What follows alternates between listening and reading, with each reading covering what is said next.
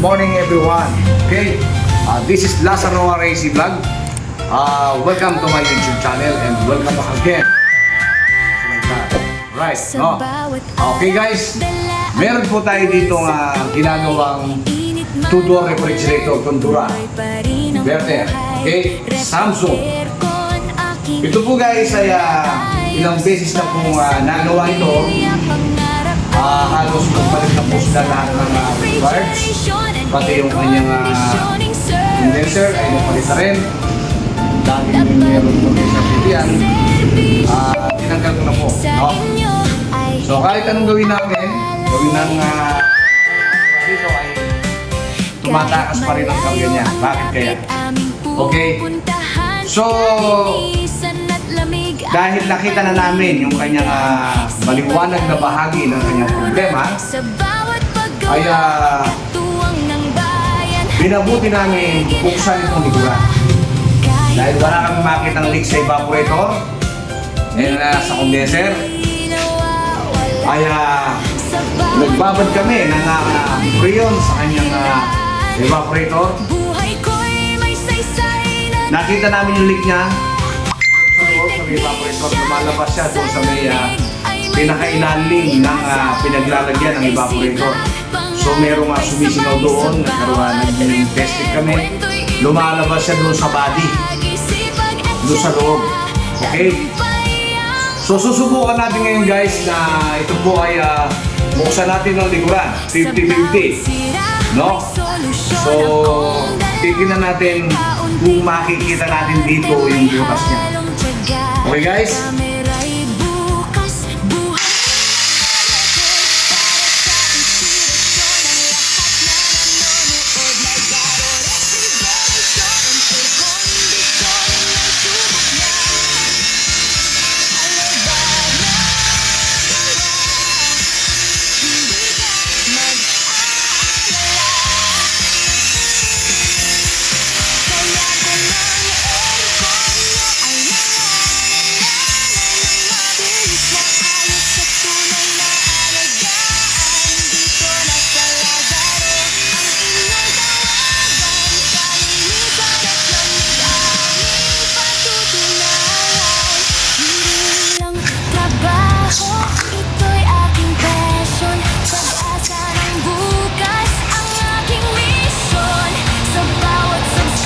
Oh, ito na guys.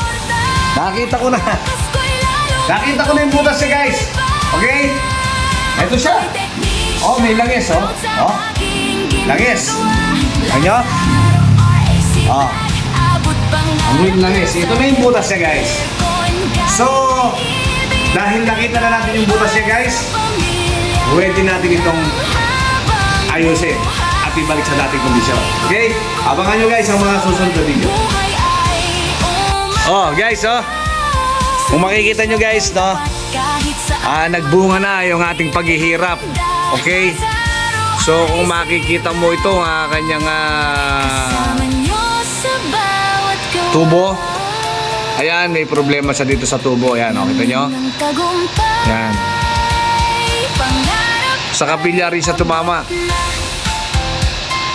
Puro sikwat mo. Okay? So makikita natin yan pag pinresurean natin. Makikita natin mamaya yung pressure niya kung saan banda yung butas niya guys, no? Okay? Oh guys, okay? So gamit po ang ating improvised vacuum pump. Nag-pressure po tayo, no? Siyempre gamit ang access valve. Dahil dual capillary po ito guys, no? So yung isang capillary sinarado natin. Okay? Ayan, no? So isang capillary lang umaandar. Okay? So dahil piniresure na natin yan, ito na guys, oh. Kung makikita nyo, lasa singaw, oh. Ayan, oh. Diyan nagkaroon ng problema. Yan. So kukuha tayo ngayon ng sabon para mas lalo ninyong makita at maliwanag sa video, okay? Okay? Ayan o. Kapillary. Kita-kita po ang butas, no? So kapillary po nagkaroon ng damage, no? Ayan. Alright. Okay. So yun guys, no? Ganyan lang kasimple ang mag-troubleshoot ng isang refrigerator. So sa mga customer natin, no, at ina-advisean po natin sila na just in case po na matapat po sa inyo ang ganitong klase ng problema, ay wag po nating mamadaliin yung ating mga technician, no? So bigyan natin sila ng chance, bigyan natin sila ng malaking chance para na sa ganon ay matrace nila kung saan talaga nagmumula yung problema. Okay? So, sa mga baguhan, lagi ko sinasabi, ay pumunta lang kayo sa channel ko, no? Sa aking channel, Lazaro RAC Vlog. Okay? So, magkakaroon po kayo ng idea how to troubleshoot refrigerator, how to find the leak refrigerator. Okay?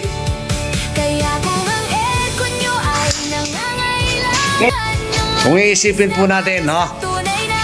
Napakaliit lang ng butas niya sa capillary po. Ayan, yung capillary niya mismo ang nagkaroon ng problema. Ayan, no? Ayan, no? Kita nyo? Karoon siya ng hukay doon. Okay, so ikakat natin yan. Dudugtungan natin siya ng maliit na copper tube, no? Yung 316 copper tube. Kasi kapag po hininanga natin dyan yan sa mismong capillary, may tendency po guys na pumasok yung tingga sa loob na magsisilbing bara ng ating capillary, no? So mahihirapan po yung ating compressor na itulak, na i-compress yung ating vapor refrigerant, no?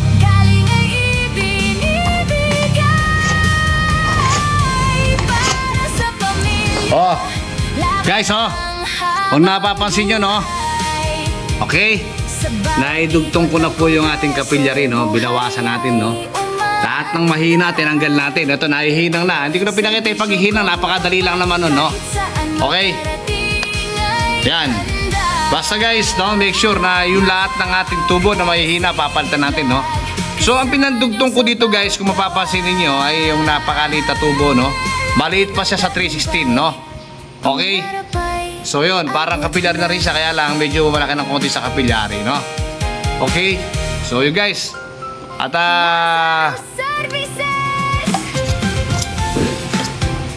ready to charge na po ito ngayon guys, no? Kakargahan na po natin ito ngayon. Okay? So yun, ganyan lang kasimple, no? Ang mag-troubleshoot ng leak, no? Ganyan lang kasimple, maghanap ng butas, no? So talagang hindi nagmamadali yung ating customer, bibigyan tayo ng pagkakataon para mahanap natin yung talagang problema niya. Kahit mga 3 attempt pa tayo, no? 3 bukas, 4 na bukas, huwag nating susukuan kasi nandiyan lang yung problema niya sa loob ng refrigerator. Okay, makikita natin ang problema niya. Okay? So yun guys, abangan nyo ang aming mga susunod na video sa aming pagtatapos. Ibabalik na natin yung cover niya sa likod. Okay? So kung mapapansin niyo, ayan, no? Ibabalik na natin yung cover, no? Lalagyan natin ng palaman, no? Okay?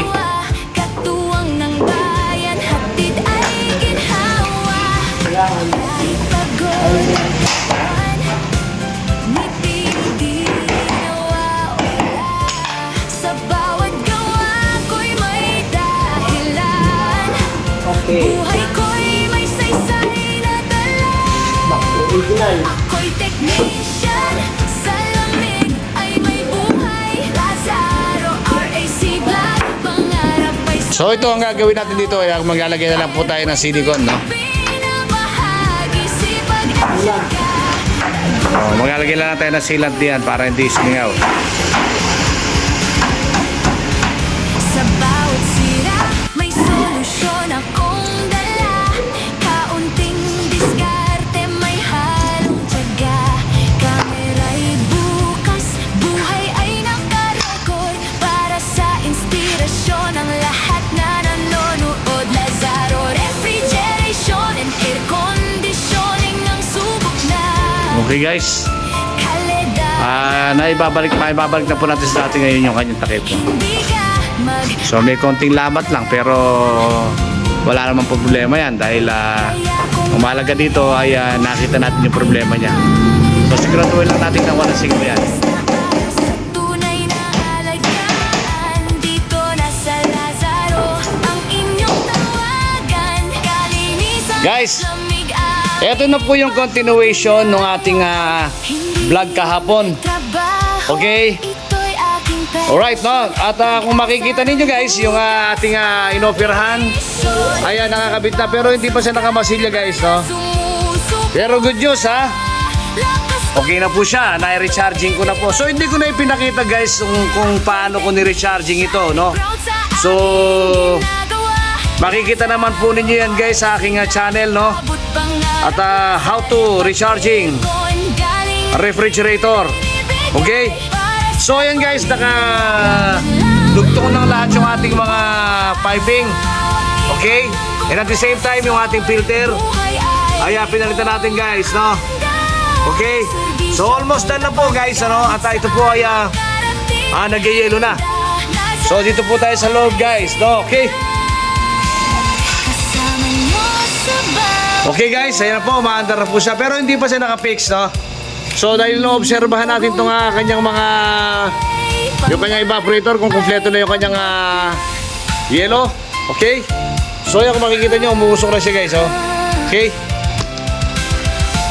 Yan, malamig na rin sa ibaba. Oh, so yun guys. Okay? Tapos na tayo. Oh, sa mga baguhan, no? Lagi ko sinasabi, ay punta lang kayo sa channel ko. Okay?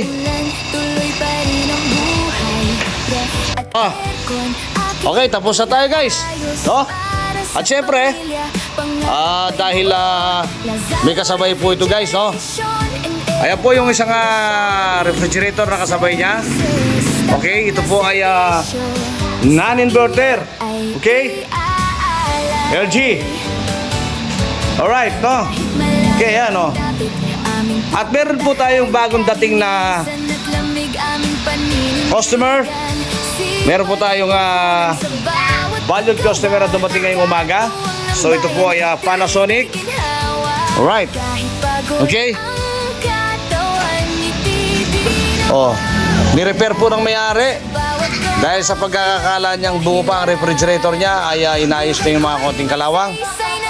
Okay. So, pinirestaurant po natin yung evaporator niya guys, no? So, ito po yung kanyang evaporator. Kung mapapansin nyo, photon, no? Sinarado po natin dito yan. At saka po tayo naglagay ng access valve, ayan.